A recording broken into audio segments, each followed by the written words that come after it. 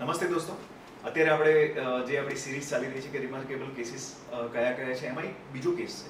ઘણી વખત એવું થતું હોય છે કે આપણે દિવ્યાંગ છીએ, દિવ્યાંગ હોઈએ અને એમાં એવા કોઈ કોમ્પ્લિકેશન્સ આવી જાય કે આપણે આપણી જે નોકરી છે, જોબ છે, એમાં કન્ટિન્યુ કાં તો ના કરી શકીએ અથવા તો એમાં તકલીફ આવતી હોય.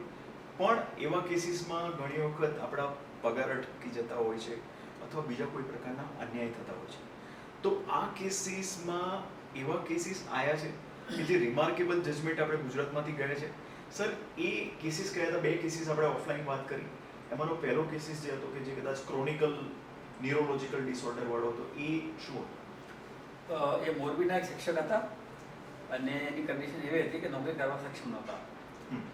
સિન્સ ટીપીઓ કક્ષાએ આ બાબતની કોઈ નોલેજ ન હોવાથી એને પગાર નહોતો આપ્યો. 1.5 વર્ષથી વિધાઉટ પે પર હતા. અચ્છા, 1.5 વર્ષથી પગાર નહોતો આપ્યો. 1.5 વર્ષથી. ઓકે. એટલે ફાઇનાન્શિયલ ક્રાઇસિસ તો હતા જ. એને કે અહીંયા કોઈએ કહ્યું હશે કે તમારા માટે કોર્ટ છે, અરજી કરો. અહીંયા અરજી કરી એટલે એને એમ્બ્યુલન્સમાં સ્ટેચર છોડાઈને અહીંયા લઈ એમ્બ્યુલન્સમાં એ પોતે અહીંયા સ્ટ્રેચર ઉપર આવે. હા, એ સક્ષમ જ નહોતા. જો કે આપણે તો ઓનલાઈન પણ હિયરિંગ કરતા, પણ એમને આઈડિયા એમને ખબર નહોતી એટલા માટે.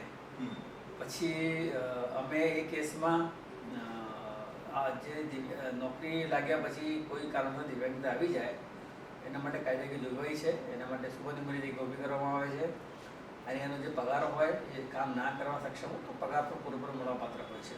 અચ્છા, સમજો કે કોઈ આજે હું નોકરી કરું છું, સરકારી નોકરી, અધિકારી છું, અને કદાચ એવું કોઈ કારણ બની ગયું હું કામ કરવાનું સક્ષમ નથી રહ્યો, તો એ કેસમાં ઇવન ધો આઈ એમ નોટ વર્કિંગ, હું કામ નથી કરતો, છતાં પણ પગાર પૂરો જ મળશે? પૂરો પગાર મળશે, પણ એના માટે એક પ્રોસેસ હોય છે કે સુપરની મર્યાદા ઊભી કરવાની એક પ્રોસેસ હોય છે દરેક ડિપાર્ટમેન્ટમાં. એ ઊભી કરવાની હોય છે. એ થઈ ગયા પછી એને પ્રોસેસ એ એપ્લાય કરી દે તો પ્રોસેસ શરૂ થઈ જાય છે. પણ એ કામ નહીં કરે છતાં પણ એને પૂરો પગાર મળશે. પણ એવું નહીં કે તમને પગાર નહીં મળે ને તમે અત્યારે બેસી રહો કે આજે મોરબીનો કેસ પૂછ્યો એવો જ કેસ હતો. એને બિચારાને પગાર નહોતા આપતા અને કદાચ એમાં એમને ખબર નહોતી કે આવા કેસને કેવી રીતે હેન્ડલ કરવા જોઈએ. એટલે અમે શિક્ષણ વિભાગને હુકમ કર્યો કે તમારે તમારા ટીપીઓ અને ડીપીઓને ટ્રેનિંગ આપવી જોઈએ કે આવા કેસીસ રાજ્યમાં દરેક ક્યાંક આવા કેસ બનતા હોય છે તો એ લોકોને ગાઈડ કરવા જોઈએ. તમારા માટે જોગવાઈ છે, તમે અરજી કરો. તો હજુ કમ્પ્લેન રિપોર્ટ નથી આવ્યો, પણ મને એમ લાગે છે એનું પેન્શન શરૂ થઈ એટલે એનો પગાર શરૂ થઈ ગયો છે. કારણ કે ના થયો તો મને ચોક્કસ કાગળ મળી ગયો હોત. જી જી જી. પણ કદાચ કમ્પ્લાયન્સ તમારો કોઈ કારણ રહી ગયો છે, પણ અમે એને ઉઘરાણી કરીશું.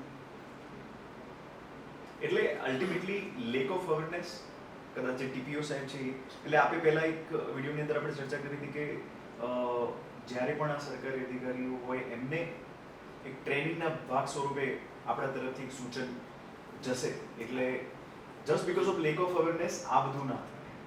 શોભનાબેનનો પણ એવો કોઈ કેસ હતો સર, એમનો પણ પગાર અટકી ગયો હતો? એ હા, ના, શોભનાબેન એક વરિષ્ઠ શિક્ષક હતા. હાજી. અને એને આચાર્યનો ચાર્જ આપ્યો હતો.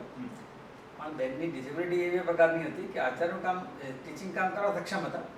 આચાર્યને વારંવાર ફિલ્ડ વિઝિટ હોય કે બીજી અન્ય કામગીરી હોય એટલે એને રિક્વેસ્ટ કરી કે ટીપીઓને અને ડીપીઓને કે હું આ કામ કરવા સક્ષમ નથી મારી ડિસેબિલિટીને લીધે. બહુ સિન્સિયર હતા શિક્ષક ભણવામાં. એટલે એને સામેથી કીધું કે મારા જે જુનિયર હોય એને આપો, મને વાંધો નથી છે જ. પણ કોઈ કારણસર એનો અમલ નહોતો થઈ શક્યો. કેસ તરીકે ટ્રીટ કર્યા પછી જોયું કે એની વાત વ્યાજબી છે કે કામમાં ખૂબ સિન્સિયર છે, સારું ભણાવે છે, પણ વહીવટી કામગીરીમાં વારંવાર ટૂર કરી શકે એની પોઝિશન નથી હોતી. કારણ કે વારંવાર મિટિંગમાં જવું પડે તાલુકા કક્ષાએ, જિલ્લા કક્ષાએ. એટલે એ કેસ પર એનાથી જુનિયર હતા એ ચાર્જ લેવા સંમત નહોતા. એટલે એ તો ઓથોરિટીની બાબત છે કે ના પાડી શકે કોઈ, જ્યારે કોઈનો જેન્યુઇન કેસ હોય તો. એટલે પછી એ કેસમાં પછી હુકમ કરીને સુરદાબેનને મને મુક્ત કર્યા હતા.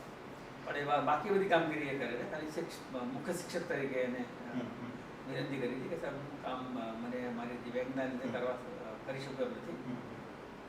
બાકી શિક્ષક તરીકે બહુ સારું કામ કન્ટિન્યુ કરી રહ્યા છે. એટલે ઘણી વખત એક મેન્ટાલિટી હોય છે કે ભાઈ આપણે આમને એ પ્રકારનું કામ આપીએ કે જેનાથી એ સામેથી જ એનો નાસીપાસ થઈને એ થઈ શકે.